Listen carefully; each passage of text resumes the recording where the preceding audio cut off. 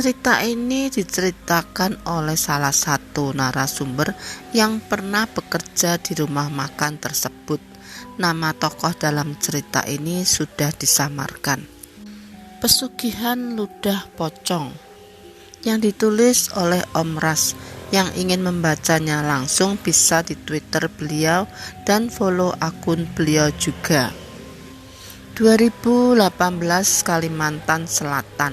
Sebut saja namanya Hatni. Saat itu ia baru saja lulus sekolah menengah atas. Namun karena orang tuanya tidak punya biaya, akhirnya Hatni memutuskan untuk tidak melanjutkan pendidikannya ke bangku kuliah. Kemudian dia memilih untuk mencari pekerjaan. Apapun pekerjaannya nanti, Hatni berharap ia bisa membantu perekonomian keluarganya. Tapi sudah hampir 1 bulan ia melamar kerja sana-sini, tidak ada juga yang mau menerimanya. Hingga suatu hari saat itu Hatni yang sedang menemani ibunya ke pasar bertemu dengan seorang kakak kelasnya dulu. "Hatni, gimana kabarnya sekarang?" tanya gadis itu pada Hatni. "Alhamdulillah baik kak, kakak sendiri gimana kabarnya?" "Baik juga, kamu udah kerja?"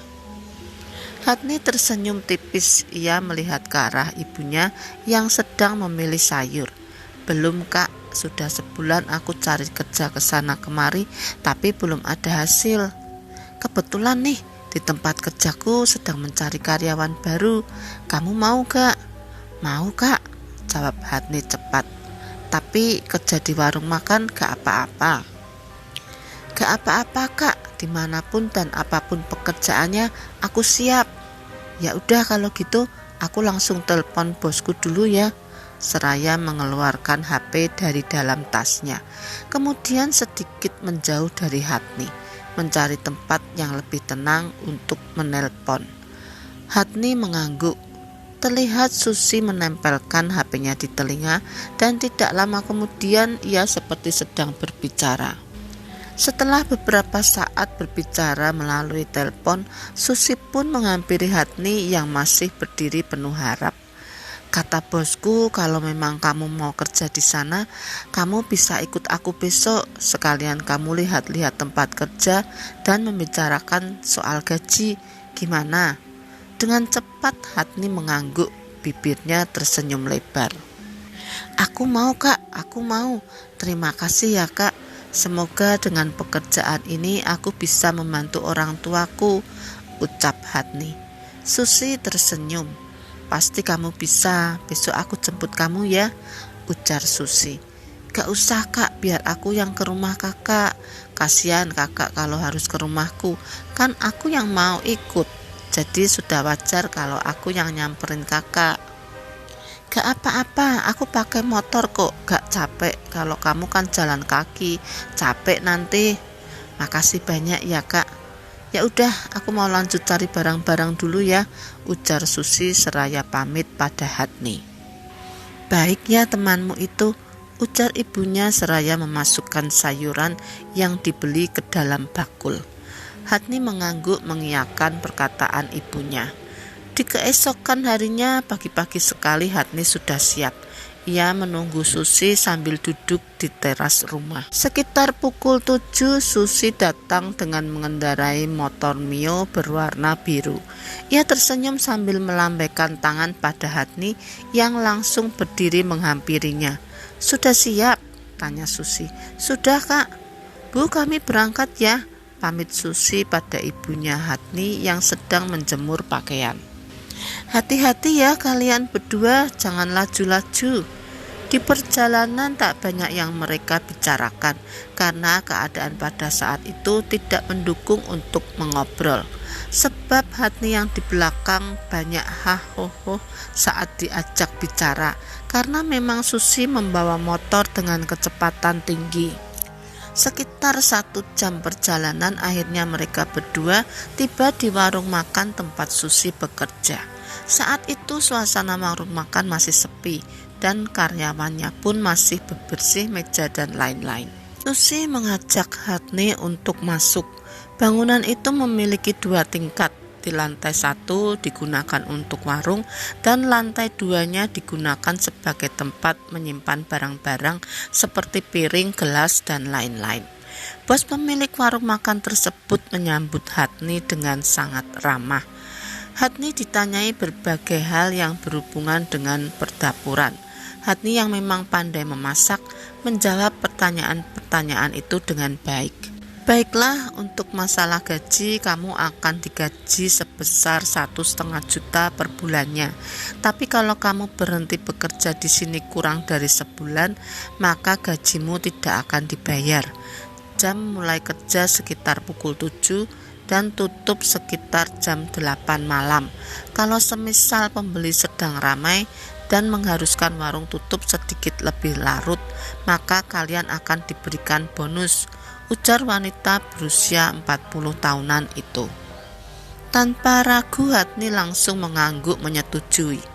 Besok kamu sudah bisa mulai kerja ya, ujar wanita itu tersenyum. Terima kasih Bu, sama-sama. Setelah berpamitan, Hatni pun diantar Susi untuk pulang. Sepanjang perjalanan Hatni tak berhenti tersenyum, membayangkan reaksi orang tuanya. Sebahagia apakah orang tuanya saat ia memberitahu kabar gembira itu nanti. Hatni masuk ke dalam rumah dengan bibir masih tersenyum cerah. Ia menghampiri ibunya yang sedang menampi beras di depan pintu dapur yang mengarah langsung keluar rumah. Bu, Hatni diterima kerja Bu, dan besok Hatni sudah bisa mulai kerja. Gajinya 1,5 juta Bu. Syukurlah kalau begitu. Tapi ingat ya nak, kalau bekerja ikut orang itu harus rajin. Kerjakan pekerjaanmu, jangan nunggu disuruh dulu. Hatni mengangguk dengan bibir tersenyum. Kamu berangkat ke sana naik apa? Masa ia minta jemput Susi terus? Tanya ibunya. Untuk sementara kata Susi nggak apa-apa kalau aku ikut dia dulu Bu. Cuma ya gitu, kami harus berangkat lebih pagi agar bisa sampai tepat waktu di tempat kerja. Oh begitu, iya Bu. Keesokan harinya pagi-pagi sekali Hatni sudah menunggu kedatangan Susi di depan rumah. Sama seperti hari sebelumnya, begitu Susi datang, mereka pun langsung berangkat. Di awal masuk kerja itu Hatni diperkenalkan oleh Susi pada karyawan-karyawan lain. Di sana ada 2 karyawan terdahulu, 1 perempuan dan 1 laki-laki. Jadi ditambah Susi Hatni, karyawan rumah makan itu berjumlah 4 orang. Hatni di bagian dapur bertugas menggoreng lauk, membuatkan minuman dan mencuci piring-piring kotor. Sementara Susi sebagai pelayan, Sanah sebagai kasir, Asrul bertugas untuk mengantarkan makanan bagi yang memesan melalui WA. Pada hari pertama itu Hatni cukup kaget dengan keadaan warung yang hampir tidak pernah kosong tersebut. Selalu saja ada tamu di setiap jam 10 ke atas hingga malam hari. Di hari pertama masuk kerja itu saja Hatni sudah merasakan lembur. Mereka tutup sekitar jam 10 malam. Dan setelah warung tutup, Hatni dan Susi langsung pamit pulang. Tiap malam begini Kak? Tanya Hatni. Iya, hampir tiap malam selalu lembur Hat. Dalam sebulan paling 2 atau 5 hari kita bisa pulang tepat waktu, jawab Susi. Apa kakak gak takut pulang malam sendirian terus? Gak, karena biasanya pacarku yang antar.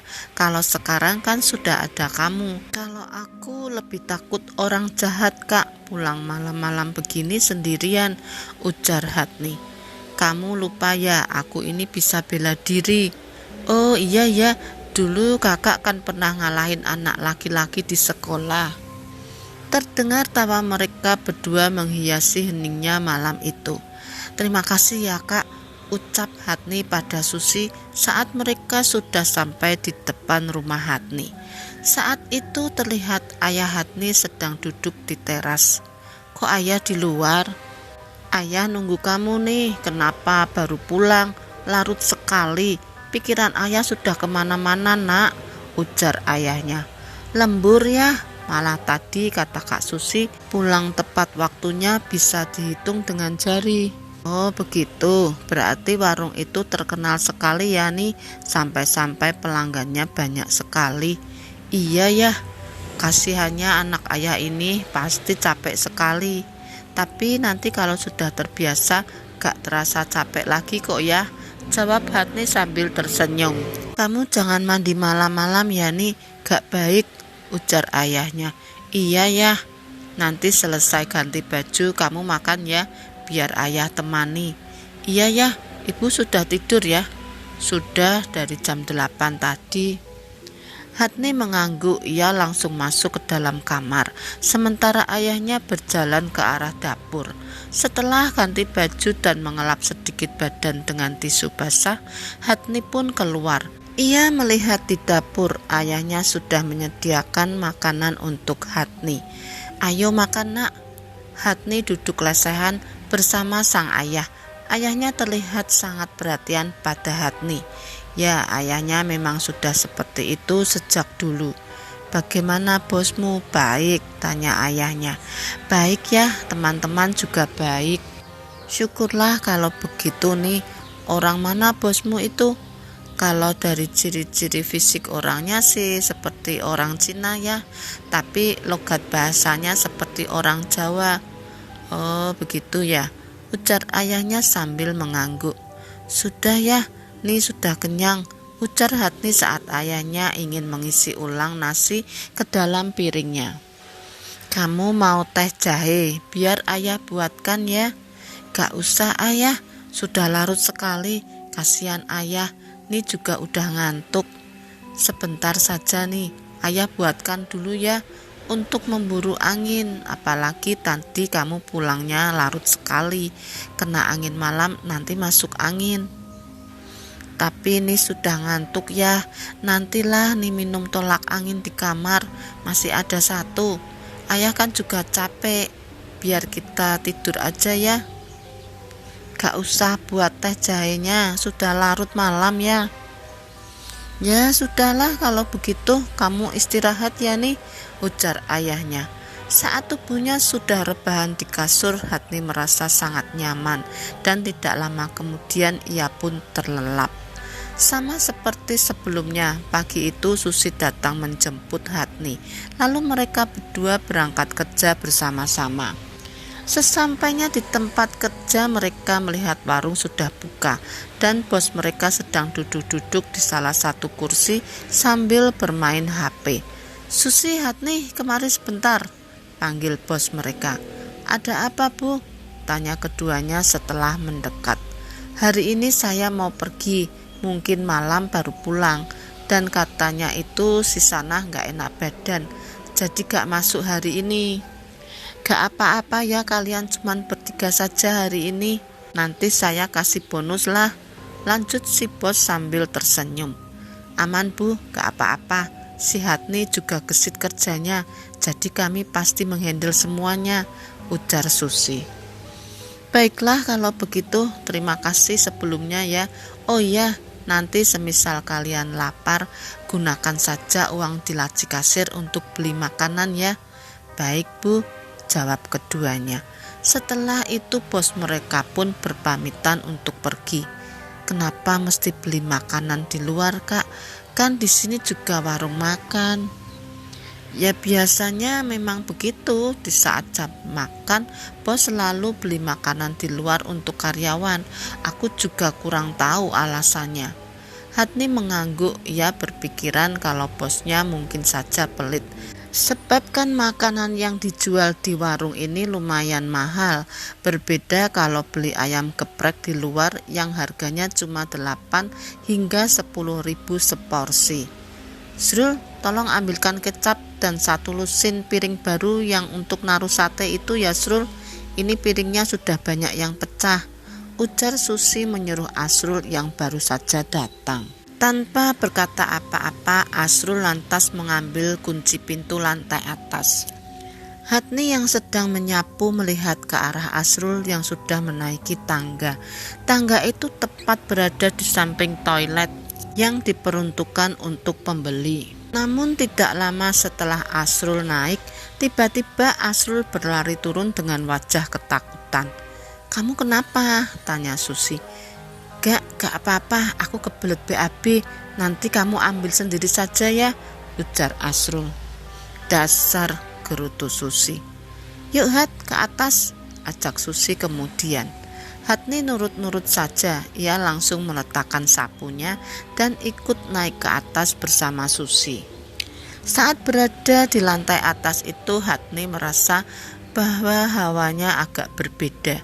Bulu kuduknya tiba-tiba merinding saat masuk ke sana. Lantai atas itu memiliki luas setengah dari lantai bawah. Di sana juga ada 2 kamar. "Itu kamar untuk apa, Kak?" tanya Hatni. "Kamar yang ini untuk karyawan, semisal ada yang mau nginap di sini gratis. Kalau yang satunya aku gak tahu untuk apa, gak pernah dibuka soalnya." Hatni mengangguk.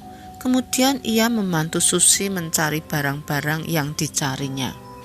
Barang-barang untuk stok itu berada di rak samping kamar yang diperuntukkan untuk karyawan.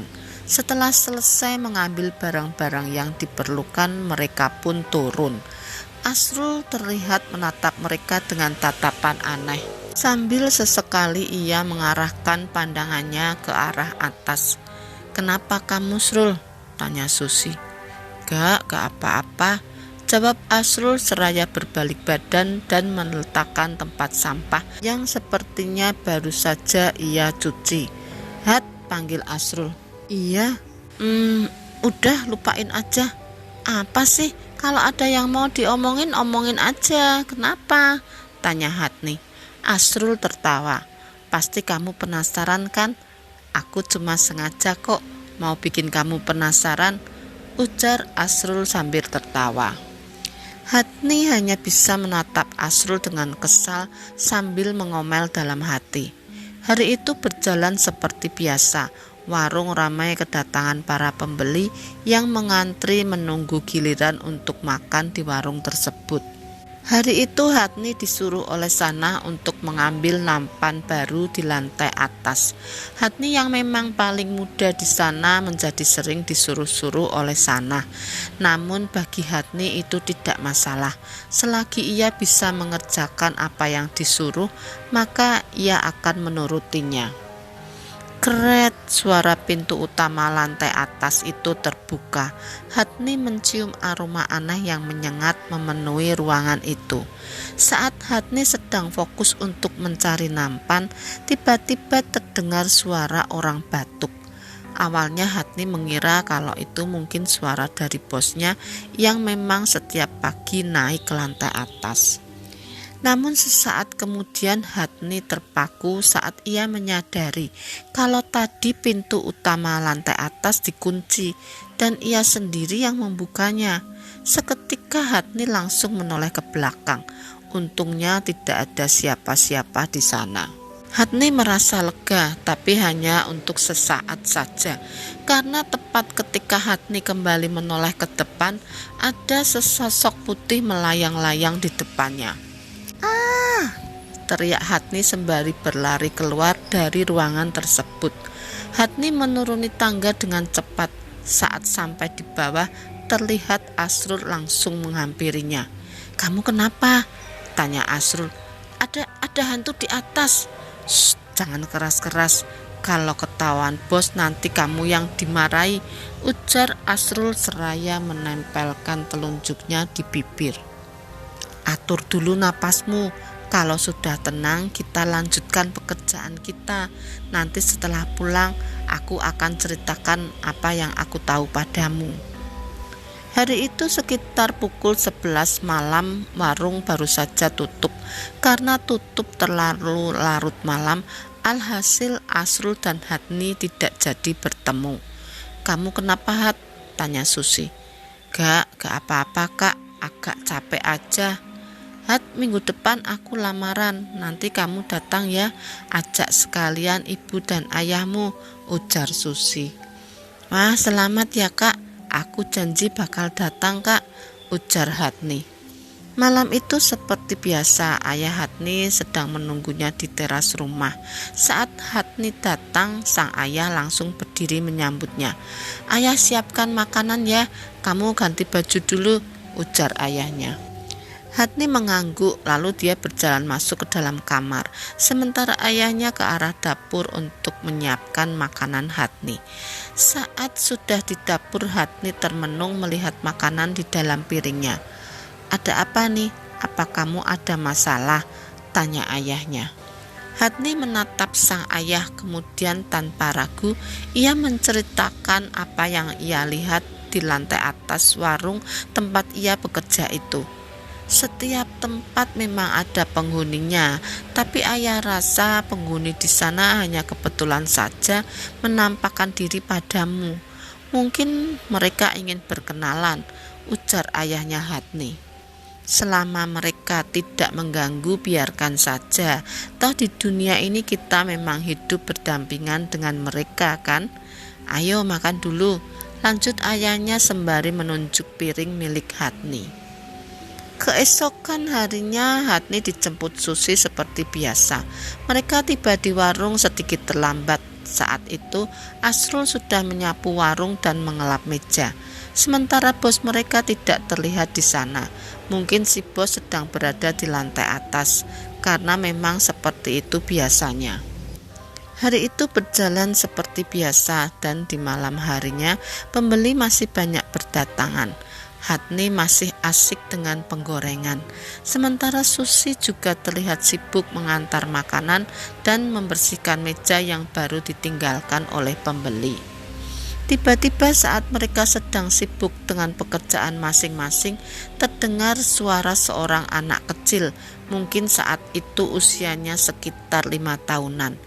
Ia berteriak dan menunjuk ke samping ibunya sambil terus mengulang-ulang kata-kata yang sama. "Pocong, ada pocong!" teriaknya. Otomatis orang-orang yang sama sedang makan di warung itu langsung menoleh. Mungkin sebagian merasa risih dan terganggu dengan teriakan histeris dari anak tersebut. Orang tua si anak pun terlihat berusaha untuk menenangkannya. Saat bos mendekat ke arah si anak itu semakin histeris. Bahkan ia langsung mendorong piring-piring yang berisi makanan dari atas meja. Piring-piring itu pecah dan makanan yang ada di dalam piring tersebut berhamburan. "Pocong itu jahat, jahat. Pulang, aku mau pulang," teriak si anak histeris ketakutan. Keadaan saat itu benar-benar gaduh. Bos pemilik warung makan itu tanpa basa-basi langsung menyuruh orang tua si anak untuk keluar dari warungnya. Dan saat orang tua anak itu ingin mengganti kerugian atas piring yang dijatuhkan oleh anaknya, si bos langsung menolak. Namun ketika mereka sudah pergi dari warung, terdengar bos terus mengumpat dan mengomel tanpa henti. Raut wajahnya yang biasanya ramah pun menjadi masam hari itu. "Hatni," panggil Asrul saat Hatni baru saja ingin naik ke atas motor milik Susi. "Kenapa Asrul?" tanya Susi. "Kamu mau tahu ceritanya enggak?" tanya Asrul pada Hatni. "Aku sudah tahu, dikasih tahu ayahku," jawab Hatni, mengira kalau Asrul ingin memberitahu tentang penampakan di lantai atas. Asrul tampak kecewa, namun ia tetap tersenyum dan mengangguk. Keesokan harinya tidak seperti hari-hari sebelumnya. Hari itu warung sepi pembeli. Dari pagi hingga sore, paling hanya sekitar 5-10 orang yang makan di warung tersebut. "Tutup saja," ujar si bos dengan wajah masamnya ketika menyuruh anak buahnya untuk tutup warung. Sesekali Hatni mendengar bosnya itu mengomel, entah kepada siapa. "Besok kalian libur saja, tidak usah datang ke sini dulu, karena saya akan pergi nyekar besok," ujar si bos pada Sanah, Susi, Hatni, dan Asrul saat mereka berpamitan untuk pulang. Mendengar kalau besok libur tentu saja Hatni senang. Itu artinya besok dia bisa rebahan seharian. "Setelah menikah nanti aku akan berhenti bekerja di warung, Hat. Kalau aku sudah berhenti kerja, kamu pulang pergi kerja sama siapa?" Hatni tersenyum. "Gak usah dipikirin, Kak. Aku mungkin akan izin sama bos untuk tidur di sana," jawab Hatni. Kamu yakin berani sendirian di sana? Tanya Susi. Hatni mengangguk. Bukan maksudku menakut-nakuti kamu, tapi warung itu rada angker. Kamu semua pernah melihat penampakan pocong di sana, tapi tidak ada yang berani cerita, karena kalau sampai ketahuan bos, bisa-bisa kita diberhentikan. Aku berani kok kak, kakak tenang saja, jawab Hatni meyakinkan. Susi tak bisa berkata apa-apa lagi selain mengiyakan, karena ia juga tidak mungkin antar jemput Hatni. Hari itu Hatni berangkat kerja dengan membawa tas berisi baju-bajunya. Ya, Hatni akan tidur di lantai atas warung itu. Dan memang sebelumnya ia sudah diperbolehkan untuk menginap di sana secara gratis. Namun baru di malam pertama ia tidur di tempat itu, Hatni sudah merasakan gangguan-gangguan, mulai dari terdengar suara-suara langkah kaki, derit pintu yang dibuka tutup, sampai suara batuk-batuk yang terdengar tepat di depan pintu kamar yang Hatni tempati. Aku tidak mengganggu kalian, jadi kalian juga jangan menggangguku, ujar Hatni pelan. Dan setelah Hatni berkata seperti itu, suara-suara tersebut pun menghilang. Di keesokan harinya Hatni bangun pagi-pagi sekali. Ia mulai membersihkan area halaman warung sembari menunggu bosnya datang. Bagaimana tidurmu, Nyenyak? Tanya si bos saat ia melihat Hatni sudah bekerja. Nyenyak, Bu. Tentu saja, apalagi kalau sendirian tidur tidak ada yang mengganggu. Betul kan? Betul, Bu, jawab Hatni. Hari itu warung ramai sekali, bahkan sampai jam sudah menunjukkan pukul 11 malam. Pembeli masih terus ramai berdatangan, dan sekitar pukul 1 malam barulah warung tutup. Sanah dan Asrul pamit pulang lebih dulu, sementara Hatni masih berada di warung untuk membantu bos. Kamu tidur saja, Hatni, kamu juga harus istirahat untuk besok lagi, ujar bosnya seraya menghitung uang. Baik, Bu, ucap Hatni seraya menaruh kain lap yang dipegangnya. Hatni berjalan menaiki tangga. Saat ia baru saja membuka pintu kamarnya, tiba-tiba terdengar suara orang yang sedang batuk di belakangnya. Hatni kaget, namun ia tidak berani untuk melihat ke belakang. Akhirnya cepat-cepat Hatni masuk ke dalam kamar, lalu mengunci pintunya rapat-rapat. Tanpa mengganti pakaiannya, Hatni yang sudah ketakutan itu langsung tidur. Akan tetapi baru saja ia memejamkan mata, tiba-tiba ia merasa seperti ada seorang yang naik ke atas tempat tidurnya. Hatni yang masih setengah sadar itu pun lantas membuka penutup wajahnya untuk melihat siapa yang berbaring di sampingnya saat itu. Waktu Hatni membuka matanya dan menoleh ke samping, seketika ia dibuat sangat kaget sekaligus ketakutan saat melihat sosok pocong dengan wajah hitam gosong berbaring tepat di sampingnya. Namun ketika Hatni hendak berteriak, suaranya tidak bisa keluar dan tubuhnya terasa lumpuh. Yang bisa Hatni lakukan saat itu hanya berdoa meminta pertolongan pada Tuhan. Hatni menangis dan tubuhnya sudah dipenuhi keringat dingin. Suara batuk itu kembali terdengar dan bersamaan dengan itu perlahan-lahan tubuh Hatni sudah mulai digerakkan kembali. Saat sudah bisa bergerak, Hatni langsung duduk. Ia takut untuk tidur kembali, sementara kalau keluar pun ia tak tahu mau kemana. Jadi mau tak mau Hatni duduk diam mendengarkan semua suara-suara aneh yang ada, sambil berharap malam lekas berlalu. Saat azan subuh terdengar, Hatni bergegas keluar kamar dan turun ke bawah. Ia memutuskan untuk duduk di sana sampai hari benar-benar terang. Kebetulan hari itu Asrul datang pagi-pagi sekali. Jadi Hatni langsung meminta ditemani naik ke atas mengambil baju. Awalnya Asrul hendak menolak karena takut nanti ketahuan bos dan mereka malah akan dituduh berbuat macam-macam di sana. Namun kata Hatni, Asrul cukup berdiri di depan pintu utama saja tidak perlu ikut masuk ke dalam kamarnya. Jadi tidak akan dituduh macam-macam. Akhirnya mau tak mau Asrul pun mengiyakan. Untungnya tidak ada hal-hal aneh yang terjadi. Yuk, ujar Hatni seraya membawa tentengan plastik berwarna putih berisi baju bersih.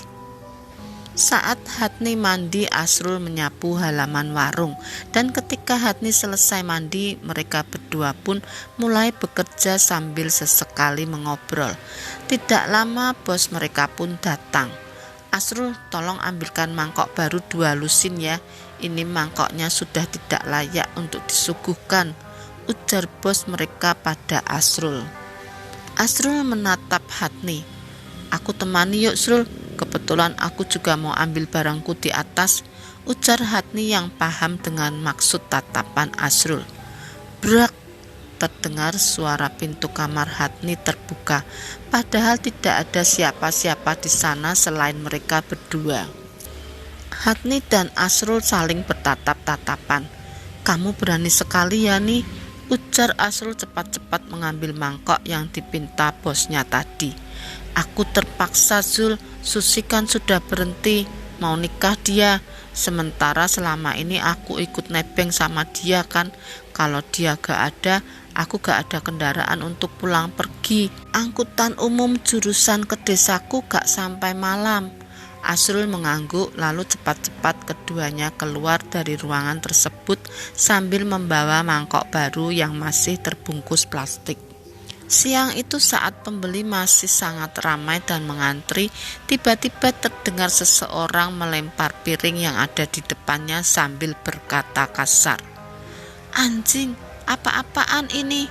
Ada apa pak? Tanya Asrul yang kebetulan baru selesai mengantarkan pesanan milik orang di salah satu meja yang tak jauh dari orang tersebut. Pemilik warung ini melakukan pesugihan. Makanan di sini sudah diludahi pocong, ujar orang itu seraya menatap ke seluruh pengunjung warung makan. Mendengar adanya keributan itu, si bos langsung keluar. Saat mendengar ucapan orang itu, si bos marah besar. Ia mengatakan bahwa orang itu sebenarnya tidak punya uang untuk bayar makanannya. Makanya dia memfitnah macam-macam agar bisa makan gratis. Tidak lama lagi warung ini akan bangkrut, aku akan pastikan itu. Cuy, ujar orang tersebut sambil meludah. Ia pergi tanpa menoleh pada bos pemilik warung yang masih mengumpat kasar padanya. Asrul yang sedari tadi berada di situ tak bisa berkata apa-apa. Ia lantas kembali melanjutkan pekerjaannya. Namun sepertinya beberapa pengunjung warung ada yang merasa kurang nyaman dengan perkelahian tadi, sehingga memutuskan untuk pergi. Padahal makanannya masih belum tersentuh. Setelah kejadian di malam sebelumnya, Hatni sangat ketakutan ketika akan naik ke lantai atas. Ia sampai lama sekali duduk-duduk di tangga sambil terus mempertimbangkan untuk tidur di atas atau tidak. Namun ia juga tidak mungkin tidur di tangga seperti itu. Yang ada ia malah masuk angin. Aku harus bagaimana? Masa aku harus naik? Kalau kejadian kemarin terulang lagi, gimana? Gumam Hatni. Akhirnya dengan penuh pertimbangan, Hatni memutuskan untuk naik ke lantai atas. Manusia lebih menakutkan daripada hantu, ucapnya berulang-ulang kali sambil menaiki satu persatu anak tangga. Namun baru saja Hatni hendak membuka pintu, tiba-tiba terdengar suara batuk dari arah sampingnya. Dan dari ujung matanya Hatni melihat ada sesuatu berwarna putih bergerak-gerak di sampingnya. Hatni terdiam, air matanya langsung bercucuran.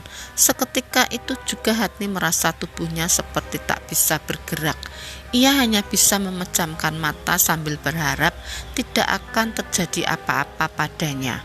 Di saat sudah pasrah seperti itu, Hatni mendengar ada suara langkah menaiki tangga. Dan tidak lama terasa ada tangan yang menepuk pundak Hatni. Bersamaan dengan itu tubuh Hatni pun kembali bisa digerakkan. Ketika Hatni menoleh ke arah belakang, terlihat itu rupanya orang yang siang tadi berteriak dan mengatakan kalau warung itu melakukan pesugihan ludah pocong. "Kamu tidak apa-apa?" tanya orang itu. Hatni yang kaget dan ketakutan itu langsung mengangguk. "Bosmu itu melakukan pesugihan ludah pocong. Setiap makanan yang disuguhkan kepada pembeli terlebih dulu diludahi oleh pocong tersebut. Itulah juga kenapa makanan yang dimakan di sini jauh lebih enak daripada yang dibungkus." Hatni terdiam, ia tidak tahu harus berkata apa, karena Hatni sendiri tidak tahu apa-apa. "Apa yang kamu lihat itu merupakan pocong yang dipelihara oleh bosmu, dan sepertinya kok ini bukan cuma sekedar diganggu, tapi hendak dijadikan tumbal. Tapi teman-teman saya juga pernah melihat penampakan pocong di sini, bukan cuma saya sendiri." "Memang, tapi yang kamu alami berbeda dengan mereka. Kusarankan sebaiknya kau berhenti bekerja di sini, karena akan aku pastikan warung ini akan bangkrut dalam waktu dekat," ujar orang itu.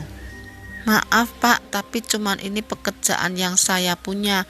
Saya juga harus membantu orang tua saya, makanya saya bertahan di sini. Kalau kamu mau, saya punya toko baju di pasar. Kamu bisa kerja di sana."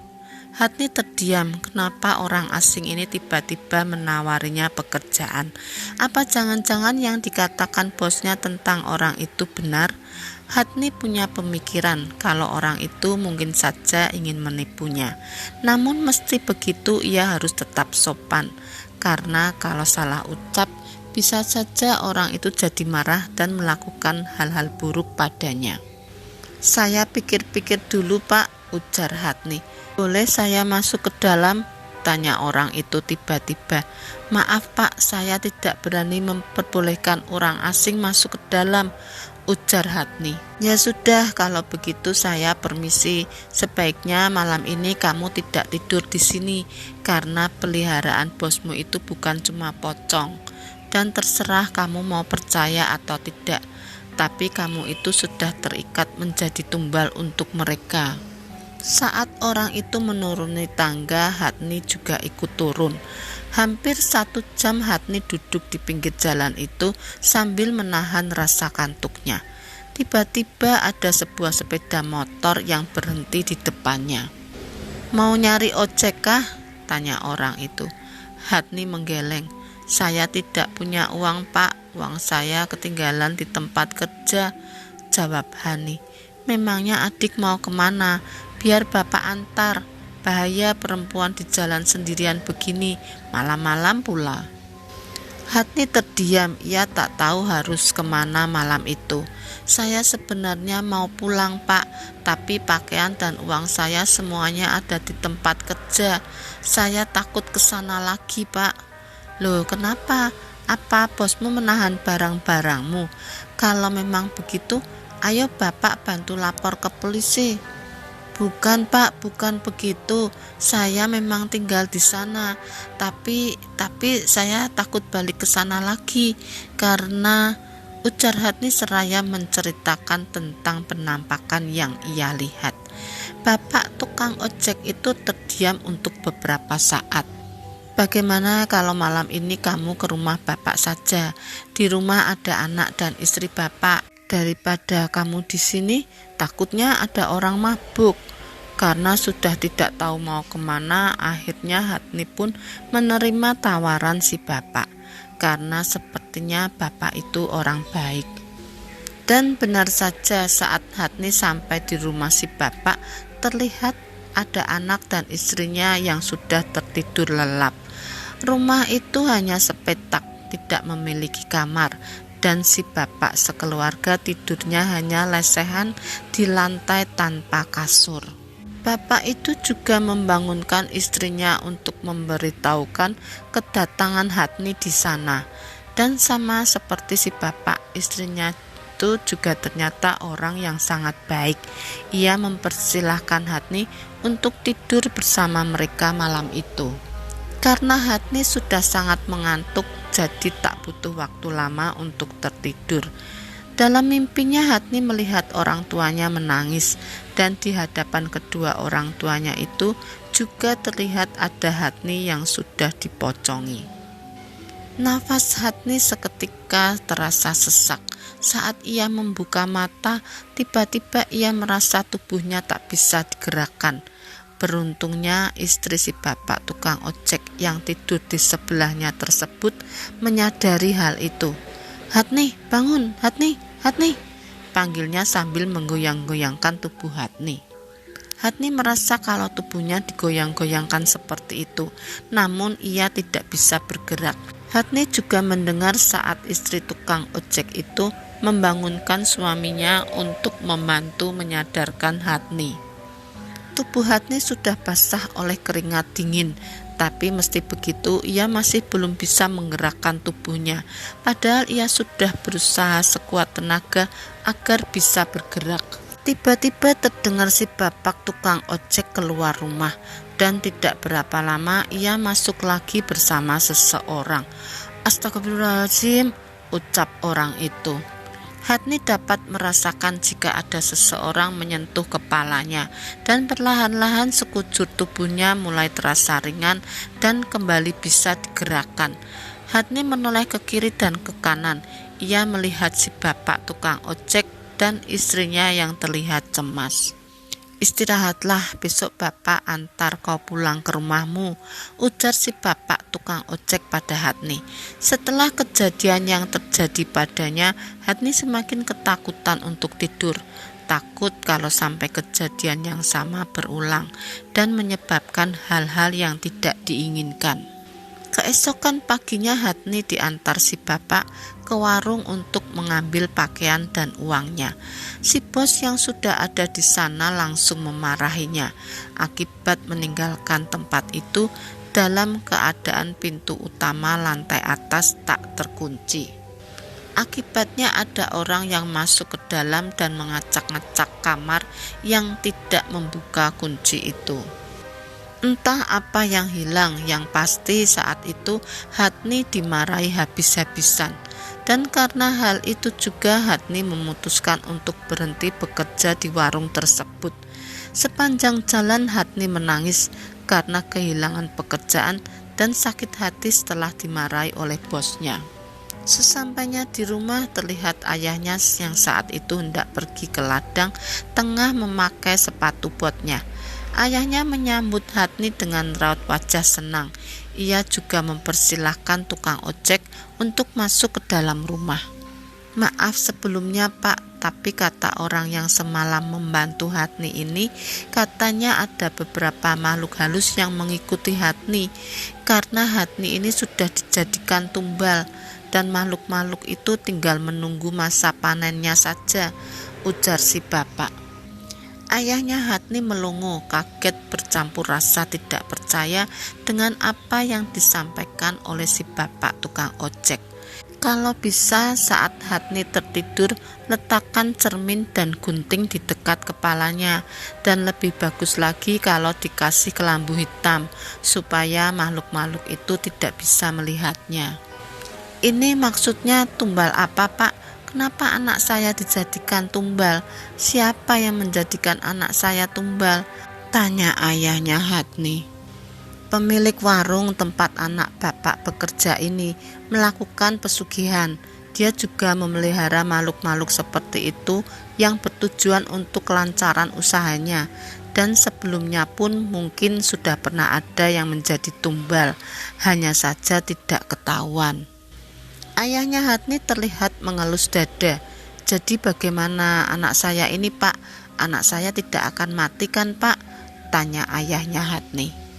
"Kata orang yang membantu Hatni semalam, dia akan urus semuanya.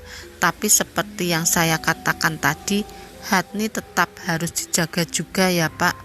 "Baik Pak." Setelah si bapak tukang ojek itu pamit pulang, orang tua Hatni langsung menangis sambil memeluk anak mereka. Mereka tak mengira bahwa niat baik Hatni untuk membantu orang tua akan jadi seperti ini. 3 hari kemudian, Si bapak tukang ojek datang lagi ke rumah Hatni. Ia mengabarkan jika pemilik warung bekas tempat Hatni bekerja itu mengalami kecelakaan dan meninggal dunia 2 hari yang lalu. Dan katanya juga Hatni diminta oleh orang yang membantu itu untuk bertemu, karena katanya aroma tumbal pada diri Hatni masih ada dan itu harus diputuskan atau dihilangkan agar aromanya tidak mengundang lebih banyak makhluk-makhluk lain untuk mengganggunya. Hatni dan orang tua yang tidak tahu apa-apa itu pun langsung setuju. Pada saat itu apapun yang akan dia lakukan agar bisa bebas dari gangguan yang kian hari semakin ekstrim tersebut. Pada hari yang sudah ditentukan, si bapak tukang ojek datang bersama seorang laki-laki. Orang itu ternyata adalah laki-laki yang pernah mengamuk di warung tempo hari. Orang yang mengatakan kalau pemilik warung itu melakukan pesugihan. Setelah berbahasa basi, orang itu menatap Hani.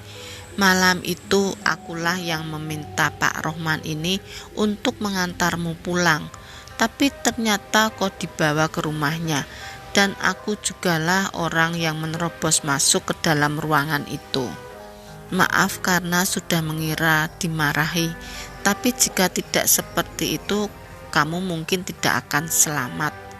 Karena itu juga pemilik warung itu akhirnya meninggal akibat ulah hewan peliharaannya yang marah. Hatni masih mendengarkan, begitu juga dengan orang tuanya. Tolong ambilkan air putih kalau ada di dalam botol ya. Ibunya Hatni mengangguk dan langsung berjalan ke dapur untuk mengambil air. Tidak lama ibunya kembali dengan membawa air putih. Lalu botol air itu diberikan kepada lelaki tersebut. Olehnya air itu didoakan. Nanti air ini diminum 3 teguk, lalu sisanya dicampur dengan air untuk mandi. Insya Allah setelah ini kamu akan baik-baik saja. Hatni mengangguk. Setelah ini kalau kamu mau kerja di tempat saya juga boleh, di toko pakaian, di dalam pasar, ujar orang itu sambil tersenyum. Terima kasih Pak, tapi sepertinya saya tidak ingin bekerja dulu untuk beberapa waktu ke depan, jawab Hatni dengan kepala menunduk. Ya, aku paham betul perasaanmu. Baiklah kalau begitu, aku pamit pulang dulu ya. Terima kasih banyak atas bantuan Bapak. Kami sekeluarga berinvestasi budi pada Bapak, ucap ayah Hatni. Tidak perlu berpikir Pak, saya ikhlas membantu. Hari-hari berlalu, kini Hatni sudah tidak takut lagi untuk tidur karena gangguan-gangguan yang pernah dirasakan sebelumnya pun sudah tidak pernah muncul lagi. Dan 2 bulan setelah kejadian tersebut, ayahnya Hatni memutuskan untuk menjual sawah satu-satunya milik mereka. Uang penjualan sawah itu dipergunakan untuk merenovasi rumah dan membeli sebuah motor. Sisa uangnya diberikan pada Hatni. Oleh karena itu uang itu ia jadikan modal usaha. Awalnya ia berjualan keliling dan singgah di setiap sekolahan. Hingga akhirnya di tahun 2024 ini Hatni sudah mempunyai beberapa usaha cabang di beberapa sekolah di daerahnya. Hatni juga memperkerjakan beberapa teman seangkatannya yang mempunyai nasib tak kalah darinya untuk menjaga kantin di beberapa sekolah. Dan berkat usahanya itu pula lah Hatni bisa membantu orang tuanya. Ayahnya pun kini sudah tidak bekerja lagi. Pada bulan Januari lalu Hatni dilamar oleh seorang laki-laki yang merupakan guru di salah satu sekolah. Katanya kalau tidak ada halangan mereka akan melangsungkan pernikahan setelah hari raya haji. Kita doakan saja ya, semoga semuanya lancar hingga hari H. Selesai ceritanya, terima kasih yang sudah menonton. Mohon maaf bila ada salah kata. Yang belum subscribe bisa bantu subscribe, like dan komen agar channel aku terus berkembang.